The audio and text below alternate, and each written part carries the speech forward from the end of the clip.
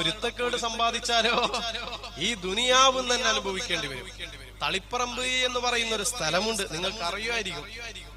ഖുവ്വത്തുൽ ഇസ്ലാം അറബി കോളേജ്, അവിടെ ബഹുമാനപ്പെട്ട ശംസുൽ ഉലമ പ്രിൻസിപ്പാളായി ജോലി ചെയ്തിട്ടുണ്ട്.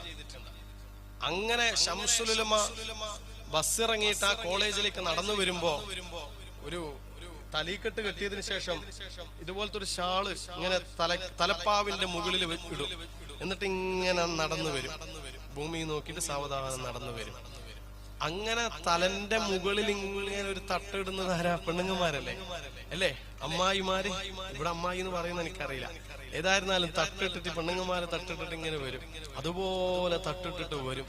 അപ്പോ പരിസരത്തു നിന്ന് ഒരാൾ എപ്പോഴും കളിയാക്കും, അമ്മായി പോന്നാ പെണ്ണുങ്ങള് പോന്നാ എന്ന് പറഞ്ഞിട്ട്. ആരെയാ കളിയാക്കുന്നത്? ആരെയാ പരിഹസിക്കുന്നത്? ശൈഖുനാ ശംസുൽ ഉലമയെ. അത്തരക്കാർ ഇന്നുമുണ്ട്. ബഹുമാനപ്പെട്ട സമസ്തയുടെ മഹാന്മാരായ പണ്ഡിതന്മാരെ ഫോൺ വിളിച്ചിട്ടും അല്ലാതെയും സോഷ്യൽ മീഡിയകളിലൂടെ അഥവാ ഫേസ്ബുക്കിലെ കമന്റുകളിലൂടെ, വാട്സപ്പിലൂടെ, അത്തരത്തിലുള്ള സോഷ്യൽ കമന്റുകളിലൂടെ മഹാന്മാരായ സമസ്തയുടെ ആലിമീങ്ങളെ അധിക്ഷേപിക്കുന്ന, അപഹസിക്കുന്ന, പരിഹസിക്കുന്ന, ദീനും ദുനിയാവും തിരിയാത്ത ആളുകളോ ഇന്നും നമ്മുടെ ഇടയിലുണ്ടെങ്കിലോ അല്ലാഹുവേ, അത്തരത്തിലുള്ള ഈ കുതന്ത്രങ്ങളിൽ നിന്ന്, ശർറുകളിൽ നിന്ന് നമ്മുടെ സമസ്തയുടെ ആലിമീങ്ങളെ നീ കാക്കണേ അല്ലാ, നീ കാക്കണേ അല്ലാ. അന്നുണ്ടായിട്ടുണ്ട് ഒരാള്, അന്ന് അയാൾക്ക് വാട്സപ്പും ഫേസ്ബുക്കും ഒന്നും ഇല്ലാന്നേ ഉള്ളൂ. അയാള് കളിയാക്കി പെണ്ണുങ്ങ പോന്നാന്ന് പറഞ്ഞിട്ട്. പിന്നെ സംഭവിച്ചത് എന്താ അറിയോ? ഈ പറഞ്ഞ കളിയാക്കിയ മനുഷ്യന്റെ കവിളത്തൊരു വ്രണം, ഒരു മുറിവ് സംഭവിക്കുകയും അത് വല്ലാതെ വികൃതമാവുകയും ഇങ്ങനെ വലുതാവുകയും ചെയ്തു. കാണുമ്പോൾ തന്നെ ഭീകരമായൊരവസ്ഥ. അവസാനം അയാൾക്ക് പുറത്തിറങ്ങാൻ കഴിയുന്നില്ല, അത്രക്ക് വികൃതമായിട്ടുണ്ട്. അവസാനം അയാൾ പുറത്തിറങ്ങുമ്പോൾ ചെയ്തതെന്താണ്?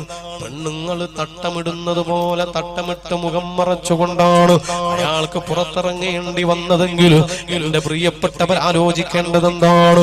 ആ മഹാന്മാരായ സമസ്തയുടെ ആലിമീങ്ങളുടെ മനസ്സിനെ വേദനിപ്പിക്കുന്ന വർത്തമാനം പറഞ്ഞു കഴിഞ്ഞാൽ ഈ ദുനിയാവിൽ വെച്ച് തന്നെ അതിന്റെ പ്രയാസങ്ങൾ അനുഭവിക്കേണ്ടി വരുമെന്നതിന്റെ യാഥാർത്ഥ്യങ്ങളാണ് ഈ സംഭവങ്ങളിലൂടെ നമ്മൾ കേൾക്കുകയും മനസ്സിലാക്കുകയും ചെയ്യുന്നതെങ്കിലും ആ മഹാന്മാരായ പണ്ഡിതന്മാരുടെ ദീനീ വിജ്ഞാന പ്രസരണത്തിന് വേണ്ടി തന്റെ പുരുഷായുസ് മുഴുവനും ചെലവഴിക്കുന്ന സമസ്തയുടെ ആലിമീങ്ങളും അവരുടെ മനസ്സിനെ വേദനിപ്പിക്കുന്ന ഒരു വർത്തമാനം പോലും നമ്മുടെ ഭാഗത്തു നിന്നുണ്ടാവരുത്. അവരുടെ മനസ്സിനെ സങ്കടത്തിലാക്കുന്ന ഒരു ഇടപെടലുകൾ പോലും നമ്മുടെ ഭാഗത്തു നിന്നുണ്ടാവരുത്. ഇനി നമ്മളൊരു SKSSF കാരനാണെങ്കിൽ തന്നെ നമ്മുടെ പ്രവർത്തനം കാരണം നമ്മുടെ നേതാക്കന്മാരെ തെറി പറയേണ്ടി വരുന്നൊരവസ്ഥയുണ്ടാവരുതോ? അതിനെന്ത് വേണം? നമ്മൾ നല്ലൊരു സുന്നിയാവണം, നമ്മൾ നല്ലൊരു സുന്നിയാവണം. അല്ല എങ്കിൽ ജനങ്ങൾ നമ്മളെ നോക്കിയിട്ട് പറയും, എടാ നീ ആദ്യം പോയിട്ട് നന്നാവ് എന്ന് പറഞ്ഞിട്ട് നമ്മെ പരിഹസിക്കുന്ന അവസ്ഥ